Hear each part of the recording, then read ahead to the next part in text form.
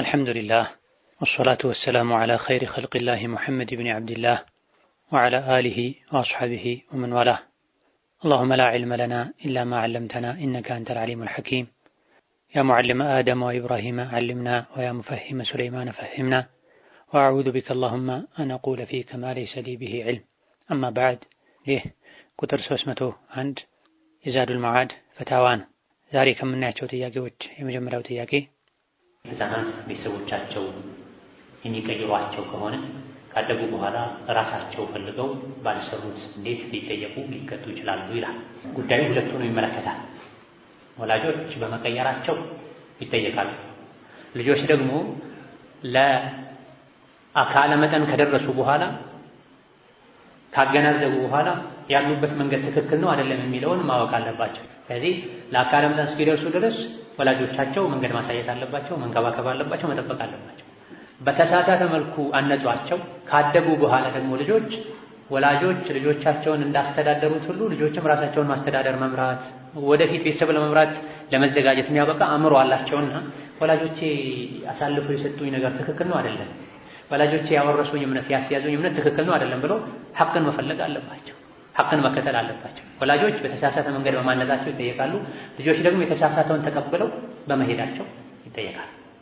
ለአካለ መጠን ሳይደርሱ በፊት ከሞቱ ነው ይጠየቃሉ አይጠየቁም የሚባል ነብይ ይሄን ተጠይቀው የሥራቸውን አላህ ነው የሚያውቀው ብሏል። ሌላም ጥያቄ አንድ ሰው ጫት ቃሚ ሆኖ ጥርሱን ቢያጣ ከጊዜ በኋላ ጫትን ቢያቆም ጥርሱን ለማስተካከል ጥርሱን ቢቀይር እንዴት ይታያል? ጥርስ አላህ ተባረከ ወተዓላ በፈጠረው መልኩ ዝም መባል አለበት። ነገር ግን ሲበላ ሰዎች ሲናገሩ የሚያሰቃይ ከሆነ የሚያስቸግር ከሆነ ከተለመደው ወጣ ያለ ካለው አንዱ ከፍ አንዱ ዝቅ ካለ አንዱ ወደ ውጭ ከወጣ ማስተካከል ይቻላል፣ ችግር የለው። ለውበት ከሆነ አይቻልም፣ ጉድለትን ለማስወገድ ከሆነ ይቻላል። ማናቸውም የሰውነት ላይ ያሉ የሰውነት አካላትን በቀዶ ጥገና ማስተካከልን በተመለከተ ቃዒዳው ማሰሪያው ምንድነው? ለተጨማሪ ውበት ከሆነ አይቻልም። በትክክል ሰዎች ዘንድ ሚዛናዊ የሆኑ ሰዎች ዘንድ ይሄ ጉድለት ነው፣ የሚያሸማቅቅ ነው፣ የሚያሳፍር ነው፣ የሚያስጨንቅ ነው ከተባለ ያን ጉድለት ከፍ ለማድረግ ለመሙላት ቀዶ ጥገና መሰራት ይቻላል፣ ጥርስ ማሳሰር ይቻላል፣ ማሰራት ይቻላል። ነገር ግን የሰውየው ጥያቄ ሌላ ነው። መቀጣት አለበት የሚመስለው ጥርሱን ያጣው በጫት ነውና በጫት ሳይሆን በቆሎ እንዳጣ ሰው ጥርሱን ማሰራት ይችላል። ወይም ተውበት ካደረገ ከጫት ተውበት ካደረገ ጥርሱን ማሳሰር ይችላል። ከጫት ተውበት ካላደረገ መልሶ ሊቅም ከሆነ አይቻልም። ሌላኛው ጥያቄ አንድ ጓደኛ ነበረኝ የዛሬ ሳምንት ራሱን አጥፍቶ ነበረ። አላህ ይመስገን። በምን ምክንያት እንደሆነ ግን አላወቅኩም። ስለዚህ አላህ ይማረው ማለት ይቻላልን? ራስን ማጥፋት ይቻላል ብሎ መሞቱ እስካልተረጋገጠ ድረስ አዎ ሙስሊም ነው፣ አላህ ይዘንለት ማለት ይቻላል። በጥርጣሬ ሙስሊምነቱን አነፍገው። በመሰረቱ ሙስሊም ነው፣ ሶላት ይሰግዳል፣ ላ ኢላሃ ኢለላህ ይላል። በመንፈስ መረበሽ ሊሆን ይችላል፣ በሆነ ነገር ተገፋፍቶ ሊሆን ይችላል። ራሱን አጠፋ። ራሱን ማጥፋቱ ብቻ ከሙስሊምነት አያወጣም። በጥርጣሬ ሙስሊምነቱ የተረጋገጠን አካል በጥርጣሬ ከእስላም ማስወጣት አይቻልም። ማተበተ ቢየቂን ላ የዙሉ ኢላ ቢየቂን አው ላ የዙሉ ቢሸክ። በእርግጠኝነት የሚታወቅ ነገር በጥርጣሬ አይሰለፍም፣ አይወሰድም። ስለዚህ ሙስሊምነቱን ነው የምናውቀው እስከሞተበት ጊዜ ድረስ። ራሱን አጠፋ፣ ወንጀል ነው የሰራው። ወንጀል የሰራ ሁሉ ከፍሯል አይባልም። የሰረቀ ሰው ሶላት ይሰግድበታል፣ ራሱን ያጠፋ ሰው ሶላት ይሰግድበታል። ግን ትልልቅ ሰዎች ባይሰግዱበት ጥሩ ነው ተብሏል። የመስጂድ ቋሚ ኢማም ባይሰግዱበት፣ ትልልቅ ሰዎች ባይሰግዱበት ቅጣት እንዲሆን እኔ አልሰግድበትም እናንተ ስገዱ ቢባል ጥሩ ነው፣ ሌሎች እንዲቀጡበት እንዲማሩበት። ስለዚህ የሚከፍረው መቼ ነው? ራሴን ማጥፋት መብቴ ነው፣ ነፍሴ የኔ አይደለች መብቴ ነው ካለ ይሄን ሊከፍር ይችላል። ይሄ ድርጊት ያከፍራል፣ አዲስ የሰለመ ሰው ካልሆነ በስተቀር።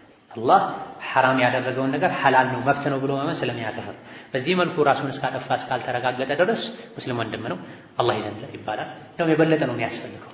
ራስን ማጥፋት ከባድ ወንጀል ስለሆነ ራሱን ያጠፋ ሰው በሳት ይቀጣል የሚልም ሐዲስ ስላለ የበለጠ ኢስቲግፋር የሚያስፈልገው፣ ዱዓ የሚያስፈልገው፣ ሰደቃ የሚያስፈልገው፣ ርህራሄ የሚያስፈልገው እንደዚህ አይነት ሰው ጓደኛችን ያጠፋ ዝም ማለት እንዴት ይታያል? ስንመክርም እንደ መሰላቸት ይላል። ሰው ፊት ሲያጠፋ መምከርስ እንዴት ይታያል ያብራሩልኝ የሚል። ከእናንተ ውስጥ መጥፎን ነገር ያየ በእጁ ያስወግድ፣ ያልቻለ በምላሱ ይናገር፣ ያልቻለ በልቡ ይጥላ ብለዋል ነብዩ ሰለላሁ ዐለይሂ ወሰለም። ወንጀለኛን ደጋግመን መከረ ነው እምቢ ካለ ልንርቀው ይገባል። ምናልባት መራቁ የባሰ እንዲበላሽ ከወንጀል ወደ ኩፍር እንዲሄድ ያደርገዋል ከተባለ አብሮ መቆየት ችግር የለውም የእሱ በሽታ እስካልተጋባብን ድረስ። ወይላ መክረ ነው እምቢ ካለ መራቁ የባሰ ማያጠመው እንደው በተቃራኒው ሰው እኮ ያገለለኝ ነው በወንጀለኝነት ምክንያት ብሎ እንዲማር የሚያደርገው ከሆነ መራቅ ግዴታ ይሆናል።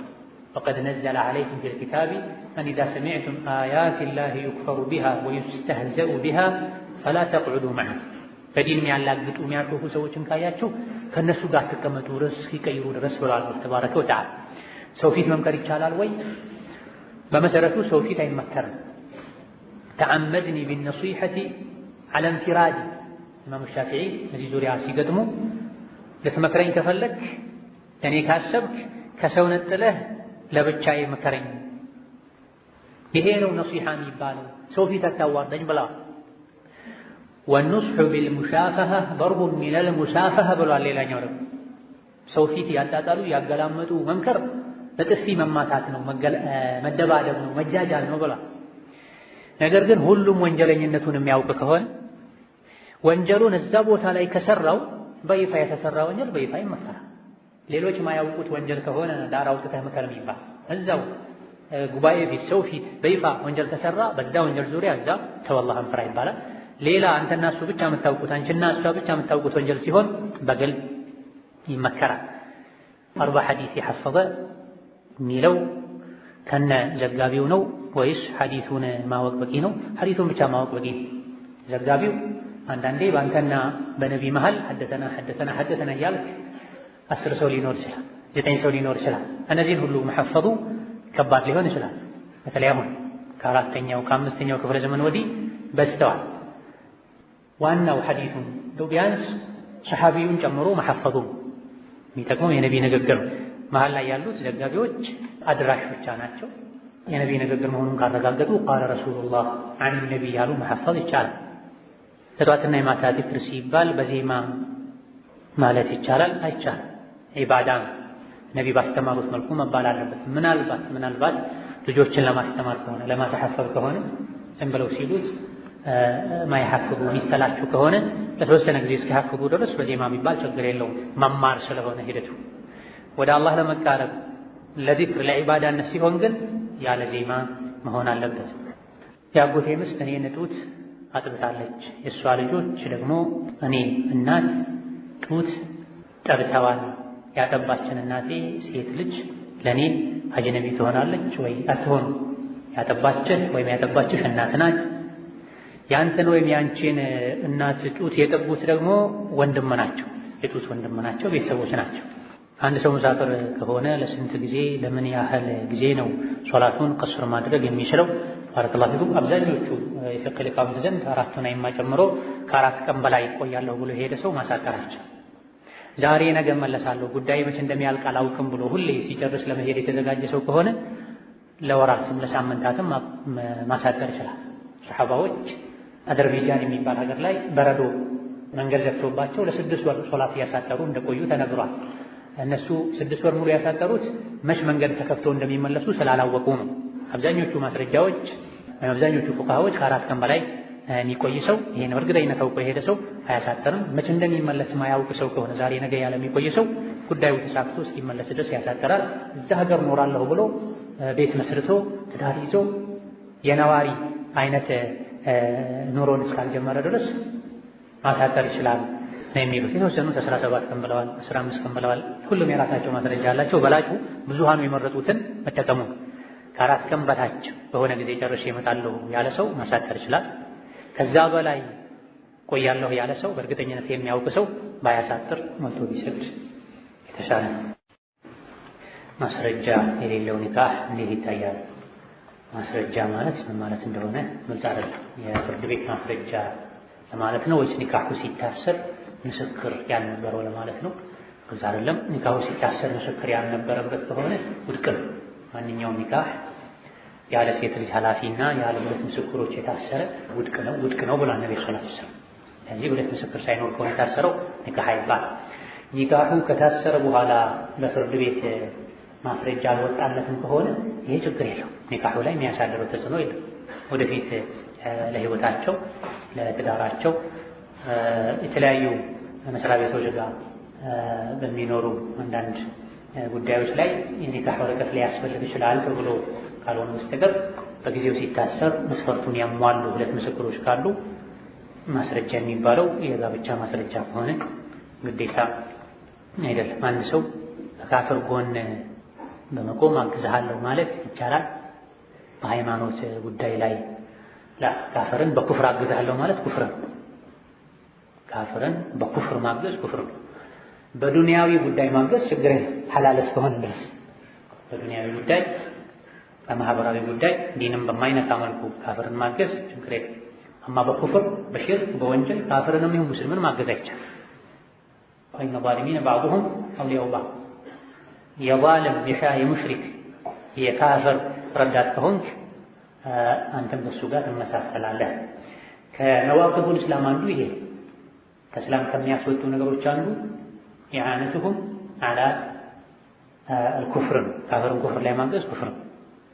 የሚቻለው ማህበራዊ የሆኑ ዱንያዊ የሆኑ ነገሮች ላይ እሱም አላህን ተባረከ ወተዓላ በማያስቆጣ መልኩ መሆን አለበት። በከባድ ወንጀሎች አላህ በሚጠራቸው ነገሮች ከኩፍር በታች ባሉትም ቢሆን ማገዝ አይቻልም። ለቅሶ ቤት የሟች ልጆች ሰደቃ ብሎ የሰሩትን ምግብ እንዲሁም በማንኛውም ጊዜ ወላጆቻቸው በሌሉ ልጆች ቤት መብላት መጠጣት ሐራም ይሆናል ወይ? የየቲም ሐቅ መብላት ይሆናል ወይ? ልጆቹ ለአካል መጠን ካልደረሱ ንብረት ካልተከፋፈለ አዎ። ልጆች ለአካል መጠን ካልደረሱ ንብረት ካልተከፋፈለ አዎ። በሟች ቤት ሰደቃ ብሎ ማብላት መጥራት በተለይ የሞት ሰሞን ላይ ከሆነ ይሄ ከኒያህ ይቆጠራል የሚሉ በርካታ ዑለሞች አሉ። ሱናው አንድ ቤት ሞት ሲኖር በአካባቢው ያሉ ሰዎች ምግብ እየሰሩ ለሟች ማቅረብ ነው ሱናው። ነብዩ ሰለላሁ ዐለይሂ ወሰለም ጃዕፈር ረዲየላሁ ዐንሁ በሞቱ ጊዜ ለጃዕፈር ቤተሰቦች ምግብ ስሩላቸው ብለዋል። ምግብ ሰርተው እንዳይበሉ የሚያደርግ ሙሲባ ደርሶባቸዋል። ሱናው ጎረቤት ዘመድ ለሟች ቤተሰብ ምግብ እየሰራ ማቀበል። ይዞ በሄደበት እነሱን ለማባላት መብላት ችግር የለም። አማ ለቅሶ ቤት የተሰበሰቡ መብላት የሟች ቤተሰብን ወገብ መቁረጥ በቀን 4-5-6 ጊዜ ምግብ እንዲሰሩ ሻይ እንዲያፈሉ ቡና እንዲያፈሉ ማድረግ በአንድ በኩል ኢስራፍ ነው፣ በሌላ በኩል አጉል ባህል ነው። በሌላ በኩል ደግሞ በተለይ የጀሪር ሐዲስ ሷሂህ የሚሉ ዑለሞች ምግብን ሟች ቤት ሰርቶ መብላት እዛ መሰብሰብ ከኒያሃ ከሙሹ ይቆጠራል እንል ነበረ የሚለውን ሐዲስ ሷሂህ የሚሉ ዑለሞች ዘንድ በተለይ ይሄ ኒያሃን ከቀበሩ በኋላ ወደ የቤቱ መሄድ። የሟች ቤተሰብ ቤታቸው ላይ ተሰብስበው ሁሉም በየቤታቸው ተበታተነው በሐዘን ከሚቆዝሙ አንድ ቤት ላይ ተሰባስበው የተወሰነ ጊዜ ቢቀመጡ ችግር የለም። እናታቸው ቤት የሟች ቤተሰብ ላይ ቢቀመጡ። እንደዚሁ ደግሞ ሐዘንን ካልቀሰቀሰ ተጓዳኝ አሁን የተጠቀሱ አይነት ነገሮች ከሌሉበት ሁሉም አንድ ቤት በተሰበሰቡበት ሰው ገብቶ አላህ ሰው ውስጣቸው ብሎ ቢወጣ ችግር የለም። ነገር ግን ይሄ የተለየ ነው። እዛ ቤት ተቀምጦ መብላት ለወር ለሁለት ወር እየተመላለሱ በተለይ አባት ሞቶ የልጆችን ኢኮኖሚ ማቃወስ ያጓባል። የየቲም ሐቅ ይሆናል ወይ? የየቲም ሐቅ የሚሆነው ከወራሾች ውስጥ ሕፃን ካለ እና ንብረት ካልተከፋፈለ። ሕፃን ከሌለና ሁሉም ከፈቀዱ ችግር የለውም፣ የየቲም ሐቅ አይሆንም። ንብረት ከተከፋፈለና ለሰው የሚያቀርቡት ከሕፃናቶቹ ካልሆነ ችግር የለም። ነገር ግን አስሉ ይሄ ጉዳዩ ከመሰረቱ መስተካከል አለ። አንድ ሰው በሽተኛን ሲያስታምም ኖሮ ቤተሰቡን በሞት አጥቶ እንደገና በለቅሶ ምክንያት ሳምንቱን ሙሉ ወሩን ሙሉ የሚመላለሱ ሰዎችን ማብላት የለበትም። ሰደቃን የተፈለገው ሰደቃን በተለያየ መልኩ ማድረግ ይቻላል። ከሞት ጋር ከጀናዛ ጋር ሰደቃን ማያያዝ የተከለከለ ነው። ቀብር ጋር ወርደው ወስደው የሚያርዱ ነበሩ በድሮ ዘመን፣ በጃሂልያ ዘመን ሰው ሲሞት ቀብር ጋር ባትወስደው ቤትህ ግቢ ውስጥ ያረድክ ማብላቱ ከዛ ጋር ይመሳሰላል የሚሉ ሊቃውንት አሉ። እንተሚያ ሌሎች ሰደቃ ጊዜ አለ፣ ወቅት አለ። ሰደቃውን አቆይተው ሰው ሲሞት አይደለም መደረግ ያለበት። የሰደቃ ምርጥ በህይወት ያለን ሰጠው ሰደቃ ለሟች አንተ ልታደርግ ትችላለህ። የግድ ምግብ ብቻ ነው የሚሆነው ሰደቃ። ምግብ ተበልቶ ወዲያው የሚያልቅ መስጂድ አሰራ፣ መድረሳ አሰራ፣ ቁርአን ገዝተህ ያስቀምጥ፣ ምንጣፍ አንጥፍ፣ ሰው ሳሰበስብ ምግቡን አርደህ አብስለህ አዘጋጅተህ ለምስኪኖች በቤታቸው ላክ፣ ጥሬውን በቤታቸው ላክ እንደፈለጉ እንዲበሉት። እነዚህ ነገሮች መስተካከል አለባቸው። ካልሆነ ወደ ወንጀል ወደ ቢድዓ ይወስዳል። የሴትን ልጅ ጀናዛ ሽቶ መቀባት ይፈቀዳል? አዎ ይፈቀዳል። የማይቻለው ሴት ልጅ በህይወት እያለች ራሷ ተቀብታ መሄድ ነው፣ ፈተና ስለሚሆን ከቤት ተቀብታ መውጣት አትችልም። ሴቶች ያሉበት ቦታ ከሆነ ቤቷ ውስጥ ከሆነ ልትቀባ ትችላለች። ተቀብታ ከቤት መውጣት አትችልም። ጀናዛ ሲሆን ግን ጀናዛን ሽቶ መቀባት ሲነገር ለወንድ ለሴት ተብሎ አልተለየም። በሁለት ሳምንት የሚገናኙ የሴት ጀማዓዎች በተገናኙበት ጊዜ በጀማዓ ዱዓ ማድረግ እንዴት ይታያል? አስፈላጊ ነገር ሳይኖር በቋሚነት በየሁለት ሳምንቱ ሴት ልጅ ከቤት የወጣች መገናኘት አስፈላጊ አይደለም። ቤት እርጉ፣ ቤት ቁጭ በሉ ከሚለው የሸሪዓ መርህ ጋር ይጣረሳል፣ ይጋጫል።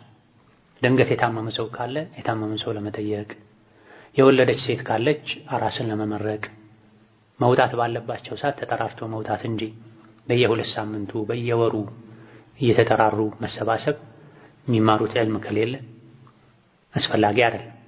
አብዝቶ ከቤት መውጣትን ያስከትላል። ሴት ልጅ አብዝታ ከቤት መውጣቷ ከወንድ ጋር ያመሳሰላታል። ቤት በመቀመጥ ከማያምኑ ካፍር ሴቶች ጋር ያመሳስላታል። ድንገት በወጡበት በተገናኙበት ዱዓ ማድረግ ችግር የለውም። በቋሚነት ሁሌ በየሁለት ሳምንት በየሶስት ሳምንት በየወሩ ሲገናኙ ሁሌም ዱዓ ማድረግ ከሆነ ይሄ ቢድዓ ነው። 12ኛ ክፍል የጨረሰ ልጅ አለ። እሱ ላይ የአባቱ ሚስትና የአጎቱ ልጅ እኛ ነን ያሳደግነው ብለው አይሸፈኑትም። በሸሪዓ እንዴት ይታያል? የአጎቱ ሚስት ጡት ካጠባቸው በሕፃንነቱ ከ2 ዓመት በታች እነሱ ጋር ተቀላቅሎ ጡት አጥብታው ከሆነ ለሷም እሷ ለወለደቻቸው ልጆችም አጅነቢ አይሆንም። ጡት እስካላጠቡት ድረስ እስካልወለዱት ድረስ ስላሳደጉት ብቻ ከኛ አጅነቢ አይሆንም ብሎ አለመሸፈን አይቻልም። ስሜትና ዲንን መለየት ያስፈልጋል። አዎ ይከብዳል። አብረው ካደጉ መሸፈኑ ይከብዳል። ነገር ግን ዲን ማለት የሚከብድን ነገር ለአላህ ብሎ መተው ነው። የሚከብድን ነገር ለዲኑ ብሎ ማድረግ ነውና ምንም ቢዋደዱ ምንም ቢቀራረቡ መሸፈኑ ፊት ለፊት አለመታየቱ እስላማዊ ግዴታ ነው። ለአላህ ብሎ ለዲን ብሎ ዲንን ስሜትን ማሸነፍ ውስጤ ንጹህ ነው አብረን ያደግነው ኢላ አኺሪህ ዲኑን ጥሶ በስሜት መኖር ነው የሚሆነው። ሸይጣን ደግሞ ስራ አይፈታም። ያጎት ልጅ አብረው ስላደጉ ብለው መቀራረባቸው ሸይጣንን በመሃላቸው ስራው እንዳይሰራ ያደርገው። የበለጠ ስራ የሚሰራውን በእንዲህ አይነቱ አጋጣሚ ነው። ውስጣችን ንጹህ ነው አብረን ያደግነው ብለው የሸሪዓን ህግ የሚጥሱ አጥሩ የሚሰብሩ ሰዎች ብዙ ጊዜ ሸይጣን ይጫወትባቸዋል። ስለዚህ ሂጃብ ማድረግ አብሮ ተቀላቅሎ አለመቀመጥ፣ ነገር ግን የነበረውን መልካም ውለታ አብሮ መኖርን መጠበቅ፣ በልብ መዋደድ፣ መረዳዳት፣ ሸሪዓን በማይጥስ መልኩ ውዴታን መግለጽ፣ መዘያየር፣ ሀዲያ መሰጣጠት ችግር የለም። ይሄም ካጎት ልጅ ጋር ፊትና ካላመጣ ወደ ሌላ ዞሮ ፊትና የሚያመጣ ከሆነ ይከለከላል። መጋባት ካለባቸው ቤተሰባቸው ከፈቀደ አካባቢው ላይ ከተለመደ ተጋብተው አብሮ መኖርን ለአጎት ልጅም ባል ሆኖ ለአጎት ልጅ እናትም የልጅ ባል ሆኖ ትስስራቸውን ማጠናከር ከፈለጉ እንደ ሸሪዓው ችግር የለም። ሰውን ለማስታረቅ መሐላን መጠቀም ይቻላል። በእውነት ከሆነ ችግር የለም። ጉዳይን ለማጥበቅ ለማክበድ መሐላ ተደንግጓል። በውሸት መማል ከሆነ ግን ሐራም ነው፣ አይቻልም። ለማስታረቅ መዋሸት ይቻላል የሚለውን ያለ አግባብ ተረተው የሌለ ውሸት የሚዋሹ ከባባድ መሐላዎች የሚጠቀሙ ሰዎች አሉ። ያደረገውን ወላሂ አላደረገም ያለውን ወላሂ አላለችም የሚሉ ሰዎች አሉ። ይሄ ጅህልና። ለማስታረቅ ብሎ መዋሸት ይቻላል ማለት አንድ ሰው ወደዋለሁ ሳይል ከሱ በመጣላቴ በጣም ተጸጽቻለሁ ሳይል ዞሮ ዞሮ ለመታረቅ እስከፈቀደ ድረስ ያ ሰው በመጣላቱ ተቆጭቶ ነው የሚሆነው ብሎ እሱን ወክሎ ሊሆን የሚችል ነገር እርቅ ውስጥ ያለ ነገር መናገር ይቻላል ነው እንጂ የተባለው የሌለውን ያልሆነውን መናገርም አይቻልም። እንዲህ አይነቱን ነገር ለማሳመን መማልም አይቻልም። እውነት ከሆነ መማል ይቻላል፣ ይፈቀዳል። እርቁ መማል ላይ የተንጠለጠለ ከሆነ የተገደበ ከሆነ መማሉም አስፈላጊ ይሆናል ሐቅ እስከሆነ ድረስ። ሌላም ጥያቄ ባለቤቱ አባወራው ፈቃደኛ ከሆነ አልጋው ላይ መቀመጥ ወይም መተኛት ይቻላል? የሚቀመጠው አካል ሴት ሆኖ ከወንድ ጋር፣ ወንድ ሆኖ ከሴት ጋር ተቀምጦ ኢኽቲላጥን ወይም ሌላ ሸሪዓዊ ችግርን ክፍተትን እስካላስከተለ ድረስ አባወራ ከፈቀደ ቤት የገባ እንግዳ አልጋ ላይ ቢቀመጥ ችግር የለም። ያለ ፈቃዱ ግን የአባወራ መቀመጫ ላይ አልጋ ላይ የሚሆን ለየት ያለ ቤት ውስጥ የተዘጋጀለት ስፍራ ላይ መቀመጥ አይቻልም። ሚስት ባሏን በተመለከተ ካለባት ሐቅ አንዱ የባሏ የግል መከበሪያ ቦታ ላይ ሌላ ሰው ማስቀመጥ የለባትም የፈቀደን ሰው እንጂ እሱ የፈቀደለትን ሰው እንጂ። እንግዳ ሲመጣ አልጋ ላይ ይቀመጥ ብሎ ከፈቀደ ችግር የለውም። በባል ፈቃድ ብቻ ሁሉ ነገር ይፈቀዳል ማለት አይደለም። ሸሪዓዊ ሌላ ጉድለት ከሌለው ክፍተት ማያስከትል ከሆነ። ሌላኛው ጥያቄ ዋግምት ለመሰራት ፈልገን ሰሪዎቹ በአረብኛ የቀን አቆጣጠር ወር በገባ ዊትር ቀኖች ላይ መስራቱ ሱና ነው አሉን። ይህ እንዴት ይታያል? ይሄን የሚያሳዩ አንዳንድ ሐዲሶች አሉ። አብዛኞቹ የሐዲስ ሊቃውንት ضعيف እንደሆኑ ገልጸዋል። በመሰረቱ ዋግምት አስፈላጊ ነው፣ ጠቃሚ ነው። የኡመቴ መድኃኒት ብለው ነብዩ አለይሂ ሰላም ከጠቀሷቸው ነገሮች አንዱ ዋግምት ነው። ሷሂህ ትክክለኛ የሆኑ ሐዲሶች ነብዩ ሰለላሁ ዐለይሂ ወሰለም መሰራታቸውን የሚገልጹ ሐዲሶች በቀን የተገደቡ አይደሉም። ሌሎች ግን አንዳንድ ሐዲሶች ላይ ዋግምት መኖሩ ጠቃሚነቱ ከመገለጹ ጋር በቀን የገደቡ ሐዲሶች አሉ። አብዛኞቹ የሐዲስ ሊቃውንት ضعيف ናቸው ብለዋል። በተጅሪባ በተሞክሮ ቀን ቆጥሮ ማድረጉ የበለጠ ከደም ዝውውር ጋር ከሚወጣው አላስፈላጊ ጎጂ ቆሻሻ ደም ጋር ተጽዕኖ አላቸው አው ከተባለ እንደ ዲን አድርጎ ቀንን ከማክበር ጋር ሳያያይዙት እንደ ሕክምና ተጠቅሞ ማድረጉ ችግር የለም። والله تعالى أعلم وصلى الله وسلم على نبينا محمد والسلام عليكم ورحمة الله وبركاته. وتزودوا فإن خير الزاد التقوى وتزودوا فإن خير الزاد التقوى واتقون يا أولي الألباب.